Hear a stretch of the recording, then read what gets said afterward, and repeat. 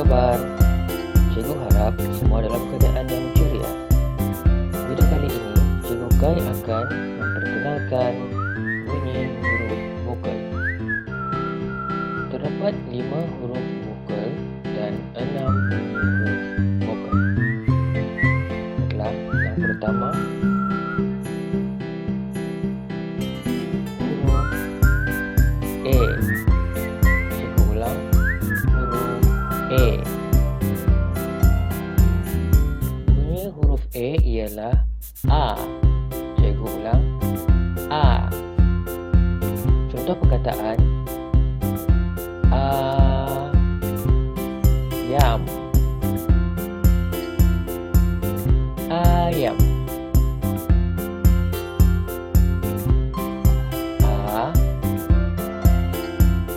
Api, api. Huruf yang kedua, huruf I. Cikgu ulang, huruf I. Bunyi huruf I ialah I. Cikgu ulang, I. Contoh perkataan ikan, ikan.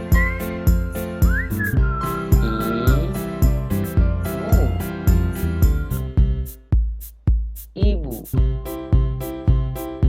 yang ketiga, huruf O. Cikgu ulang, huruf O. Bunyi huruf O ialah O. Cikgu ulang, O. Contoh perkataan obor, obor.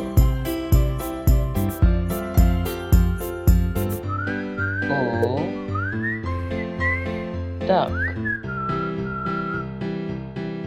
otak. Yang keempat, huruf U. Cikgu ulang, huruf U. Bunyi huruf U ialah U. Cikgu ulang, U. Contoh perkataan ular, ular.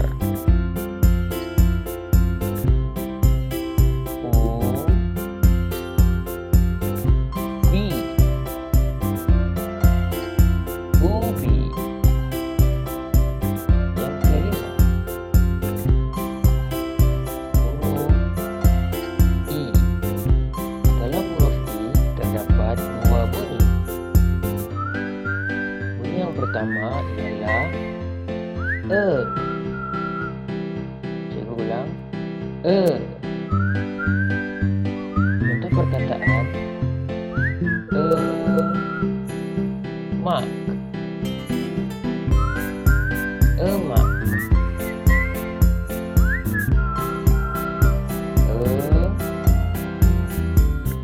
Emas, emas. Bunyi I yang kedua ialah E. Cikgu ulang, E.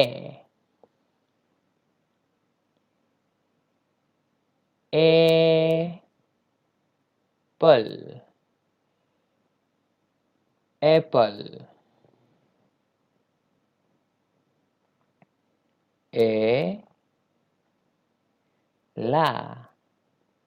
Ela,